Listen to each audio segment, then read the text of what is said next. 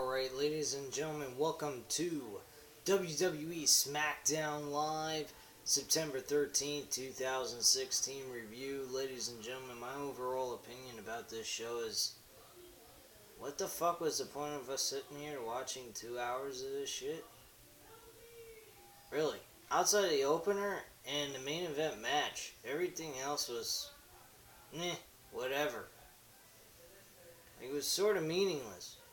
I sat through most of the show just looking at shit on my cell phone and actually trying to get a few, just basically watching a video of the Saints and Oakland Raiders game that I never got an opportunity to watch since they weren't viewable on Fox, which was the station it was playing on. The only game I could watch on Fox was the Bucks and the Atlanta Falcons, which was a decent game, no doubt, but this game was way much better than the Bucks and Falcons game.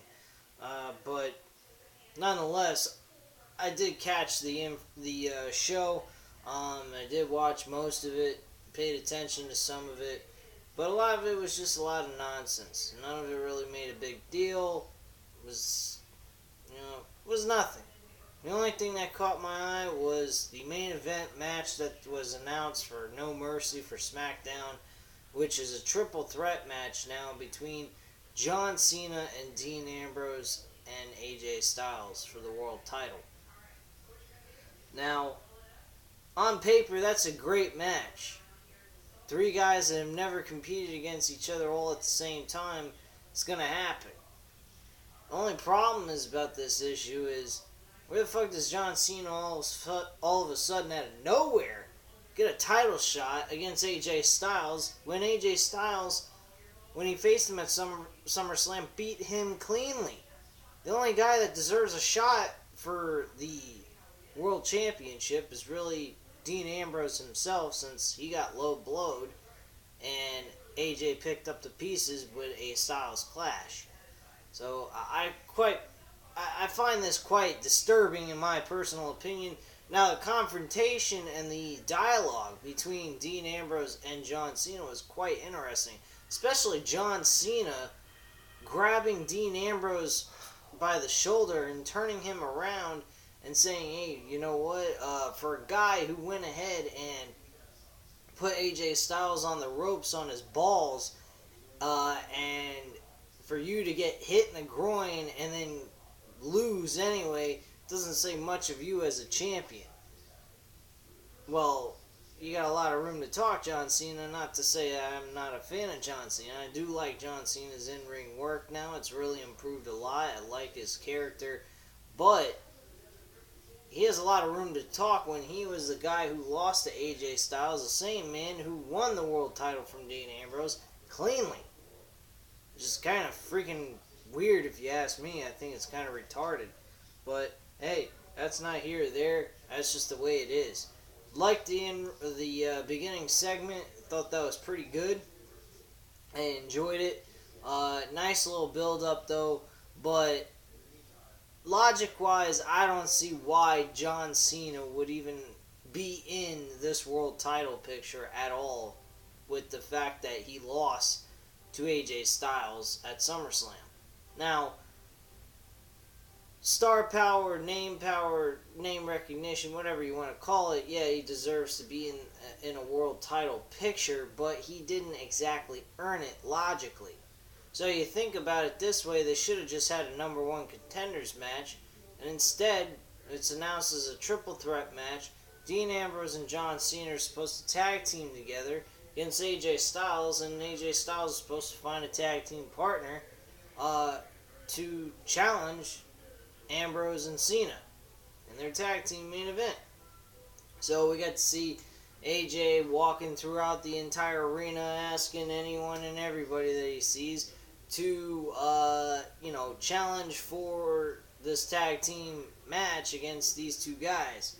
One guy that stood out the most, that I really think should have been in this match and could have given him some little bit of recognition and a little bit of a boost in his name, would be Baron Corbin. Out of all the guys that he was looking to talk to and try to get as his tag team partner, Baron Corbin actually would have been the best choice for WWE to go with. At the end of the day, Miz ended up being the choice, but they originally was going to go with a fucking jobber to tag team with AJ Styles, which was a fucking joke. Miz at the end of before the match even started, came out and did the skull-crushing finale on the jobber enhancement talent by the name of James Ellenworth or some shit like that. I don't even remember his fucking name. Who cares? And they had their tag team match. But let's get into order here. Let's just go through the entire show here. I already discussed the introduction and everything, the intro segment that we got, and so forth. So let's move on to things that we had going on here. The Hype Bros versus the Usos. Why the fuck is this even going on when they've already competed and Usos won the match originally on the pay-per-view of Backlash? They face each other again. The Usos win again. What's the point in this? How does this help them in any way, shape, or form to get back into the title picture? This is so stupid. Usos win, and that's about it. So, big fucking deal. Then we had The Miz come out. He's shooting his bullshit, talking about how he's won the match, he's great, he's this, he's that, blah, blah, blah, blah, blah. Then we have Dolph Ziggler come back out again. Dolph Ziggler saying, well, you may be on a winning streak, but guess what, buddy? You're still trashing your own name. Well, and then he also admits that his career is Dolph Ziggler admits his own career is going in the toilet, or his career is going in a slump because of the fact that he's been losing so many matches back to back. Well, you got a lot of room to talk for a guy that can't even fucking win a match, let alone a fucking title. So, I mean, for him to be even getting a fucking tag team, an Intercontinental Championship match bewilders me. Again, another challenger who does not deserve to be in the Intercontinental title match. Outside of the fact that the little screw job by Maurice on the outside, there's really nothing that Dolph Ziggler has any reason to be challenging for the Intercontinental title at this point. Fuck, he should have never been competing for the WWE Championship. But, hey, it happened, and that was it. But the point being is Dolph Ziggler lost. And you couldn't have had him kick out of the freaking screw job and possibly maybe look like he was coming close to winning or something like that. Anything? Nah. You don't do that. You don't even fucking have Dolph Ziggler win, for God's sakes. Dolph Ziggler should have won this match at Backlash, and instead he gets fucked. As always. So, he loses the match, and now he's getting another title match, only this time, apparently, they're going to be pushing it where there's nobody involved in the match. It's just him and Dolph Ziggler. So, that's about it on that. Big whoop. Who gives a fuck? Then we get a fucking disturbing Kurt Hawkins video package. And, like, this was the most lame, cheesy fucking promo video package of an introduction of a debut of a guy to advertise. The way they did it was just absolutely fucking dumb. So let's move on to other things. So we got Baron Corbin and Apollo Crews. This match never even started at all. It ended up being a no contest. Baron Corbin walked out standing tall. He hit his end of days on Apollo Crews on the outside of the ring. Now please, stop me. If you're sick and tired of seeing Apollo Crews lose already. Because to be quite honest with all of you, I am freaking sick and tired of seeing Apollo Crews lose to everybody. If he's gonna lose every freaking time, what's the point of him even being on television? Shit, he's worse than Dolph Ziggler. Dolph Ziggler's been losing a lot of matches, but at least Dolph Ziggler had a couple of matches leading into SummerSlam last month where he actually got some wins. This motherfucker hasn't gotten a win since he started on Smackdown to begin with. This is really just fucked up. I don't understand why this guy is not getting any kind of opportunity to shine. I mean, he's a big guy. He's got a lot of athletic ability. Maybe a little bit more. He needs some work on the mic, but other than that, he's a pretty decent performer. I don't understand why the hell they're not giving this guy any momentum at all with his character outside of being Baron Corbin's bitch. That's pretty much what he is at this point. So, I don't know, but it's fucking weird. And then after that, we get Jack Swagger come out. Jack Swagger last night lost to Jinder Mahal, a fucking nobody. If you actually honestly believe that Jack Swagger, if he was to face Baron Corbin in a one-on-one match, that they would have him win, you're freaking cracked on something. I mean, you must be doing crack, cocaine, and every other drug known to man to think that Jack Swagger would have any opportunity to be the winner against Baron Corbin based on his, momentum. I mean, that would be utterly ridiculous to have freaking Jack Swagger beat Baron Corbin. With all the momentum Baron Corbin's building up with his wins that he's gotten, to just all of a sudden lose to Jack Swagger that's just fucking deranged. Really, that is just deranged. There's no reason for it. Unless he was to get a lucky roll-up pin, look lucky winning the match. That's about the only thing I could see out of that with, Jack Swagger winning this match and not really hurting Baron Corbin in the process. So, quite honestly, it really fucking stupid. And he's standing there going, I'm on SmackDown, I'm gonna start making things happen with my career. Like, get the fuck out of here, man. You're just a fucking dumbass who's being told what to say, and you ain't gonna be doing jack shit. They're gonna hype your ass up, and then they're gonna drop you like a bag of potatoes. Your career's fucked, buddy. And you ain't believable whatsoever. So please, get the hell off of everybody's TV set, because this sucks. I guess you guys can say I really am not liking SmackDown tonight. Because it really fucking sucked. I did not like this. This was really a shit fest of a show. We then have the women's 5-way challenge.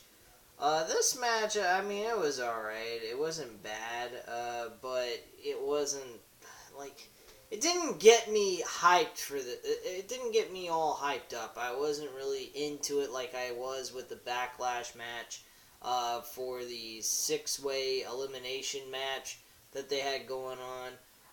That match was great. This match kind of was like a watered-down version of that. Alexa Bliss actually picks up the victory, which is actually surprising. Once again, Nikki Bella being pushed to the side, which is kind of odd to me. I didn't expect that coming at all, which I think is kind of a good move on WWE's part, kind of making things a little bit unpredictable on who really is going to be the winner. So I think that was a very smart move on their part. And Alexa Bliss being the smallest female wrestler in the WWE, it's kind of interesting. You really could get off with the idea of making her an underdog face character, since she is the smallest female wrestler in the WWE. I don't think anyone's as small as she is. I think I'm taller than her, and I'm not really that tall of a guy. I'm actually only 5'6". So, yeah, that explains a lot about my height. As sad as that might sound, wish I was a little taller, but hey, what the fuck you gonna do? But yeah, this match was alright. I mean, I didn't have any problems with it, but it was more like, a watered-down version of Backlash's Women's Championship match. So, it wasn't the greatest match in the world, but it was okay. Let's see here. have Heath Slater get his signing the contract to join Smackdown. Like, get the fuck out of here. How the hell? Why didn't he just do this 3-4 weeks ago, man? When he won by disqualification against Randy Orton. Like, seriously, why do we need to witness him holding the freaking WWE Tag Team titles for SmackDown? I mean, that's just stupid. Really, this whole thing, this whole episode was complete, utter nonsense. Again, like I said earlier in this video, the fucking beginning segment and the ending was the only thing that was really worth watching for this show. Other than that, you're not really missing much. It's just a fucking joke. Let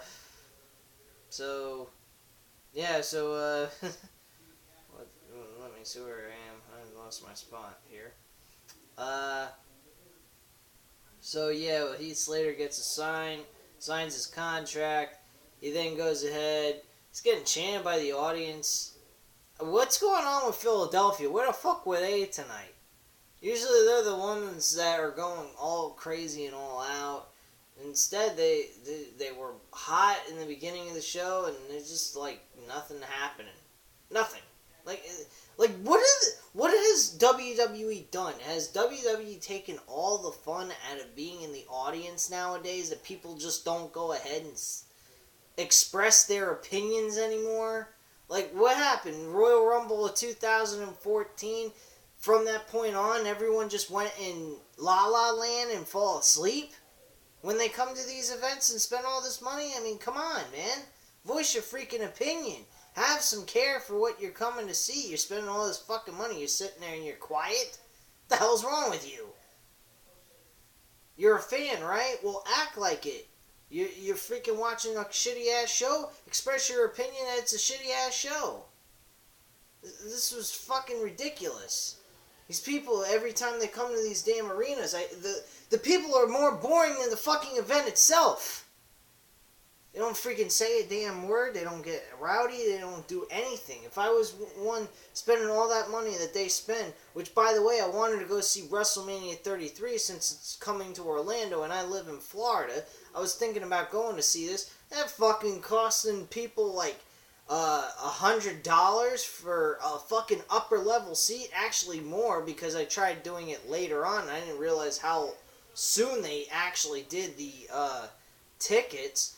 And it's like $200 and something fucking dollars in the freaking upper level seats in the nosebleeds.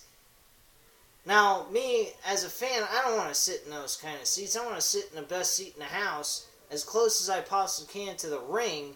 But unfortunately, those seats were taken, and it was way too fucking expensive for me to afford it, so I had to pass up on it, unfortunately.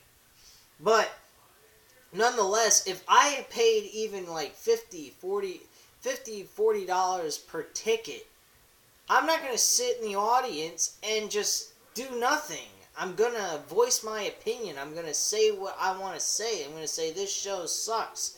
I'm going to say this is awesome. I'm going to say something that makes me happy or makes me pissed off, and I'm going to express it. These people, they come into these arenas, they spend all this money and they don't fucking express nothing. They sit there on their hands and knees doing nothing. They just watch the show, suck down their food, drink their sodas or their beers, and they don't do anything. It doesn't matter what fucking city they are in nowadays. It's all just a complete load of crap. You go ahead and you go on the WWE Network and you listen to this shit now, it's freaking, from back in the day, people are fucking loud as shit. They're acting in the show. They're actually involved with this show. And it makes everything even more entertaining to watch, besides what's actually going on in the ring. Now, the audience makes the show fucking boring, on top of the fact that what WWE's doing is boring. So, it's like, what the fuck's the point in watching this shit? Outside of making fun of them and having a good time doing it. Because that's really all I'm doing at this point. Because, quite honestly, if you think that this show is any good, you're fucking crazy. Because this was trash. Absolute and utter trash. They go ahead and Heath Slater opens up his big mouth, says that after he signs his contract, he likes to thank Rhino and his family and Shane McMahon and all this bullshit for the opportunity and actually winning some championship gold in his career, and getting a job with Smackdown, and then saying that he would be willing to defend his titles against any challengers they go up against. And Shane McMahon, the Ascension, actually came out, said they want a shot at the tag team titles. What the fuck is the Ascension? Again, another lame-ass fucking title defense that has no meaning to it. What has the Ascension have done at all lately? Absolutely nothing. They haven't even been on television all that much. Please, give me a break. This was bullshit. Thankfully, Heath Slater and Rhino retain their titles. If they're going to lose their titles the next episode after the pay-per-view, let it be a reasonable tag team, such as the Usos or something. But thank God that they retain their titles. Rhino hits the gore on one of the guys from the Ascension, and that was the end of it. Then we have Randy Orton address Bray Wyatt. He says that Bray Wyatt is the face of fear. Yes, he's the fearful one, basically, and he's fearful of Randy Orton. He felt that he went ahead and did all that because he's fearful of facing Randy Orton in an actual one-on-one match. Bray Wyatt goes on to talk random bullshit once again, which I totally do not care. Could give a shit less. Who gives a shit? This fucking segment was ridiculous. Bray Wyatt goes ahead, shows up out of nowhere in the middle on the side of the ring, and all of a sudden the lights go out again. Have the little video flickering and all that shit of Bray Wyatt, and then all of a sudden Eric Rowan's in the middle of the ring. Okay, and he starts beating up Randy Orton, and then Randy Orton hits the RKO. Once again, displaying that Bray Wyatt has no fucking balls. Thank you very much. So, please, do something about this, Vince. I know you're at home trying to fix your back or whatever you injured from working out, you 71-year-old crazy fuck. But you may want to do something about Bray Wyatt because you're making him look like a fucking retard, which isn't that hard anyway, because he pretty much is. But yeah, that's just my overall opinion on Bray Wyatt. He really blows. So, moving along here. From there, we had the main event: John Cena versus John Cena and Dean Ambrose, versus AJ Styles and The Miz. So this match, I would say, was actually pretty good. I liked this match. It was pretty entertaining. I gave it a 3.5 out of 5 stars. I think Dean Ambrose really should have picked up the victory here, but at the end of the day, Dean Ambrose hitting the dirty deeds on John Cena after they won their match was actually kind of cool, a little bit out of nowhere to my liking, but nonetheless was actually pretty awesome to see. So overall, like I said, the fucking opener and the ending of the show was great. The rest of it was shit. Bottom line, there's nothing here that will intrigue you at all, besides the opener and the finish of the show. Too many fucking commercials, I'll tell you that much, especially in the main event. They fucking go into commercials with 6 minutes left within the show. At 9:54, they're going to commercials. Why? What do you need to go to commercials for with the time being at 9:54 with only 6 minutes left in the show? So what? The audience can just go ahead and be more bored than they already are dealing with fucking retarded commercials? Get the fuck out of here. These people are nuts with these freaking commercials. I mean, I never bitch and complain about the commercials, but, listening to JD and Joe Cronin's show and other people's opinions, I've actually paid more close attention to, my God, they are right, man. This is fucking ridiculous. Give me a fucking break here. This was fucking bullshit with all these freaking commercial breaks. Hopefully at some point that stops. I don't know. Probably not, though. I mean, you know the deal. Vince McMahon's all about the money, he ain't about the wrestling anymore, or about the entertainment or logical thinking anymore. So who fucking cares? Anyway, this is just my overall opinion. Please leave your comments and opinions down below. I'd definitely like to hear from you guys. Hit the like button, and also don't forget to hit that subscribe button. Thank you very much for watching, and have a great night, guys. Bye.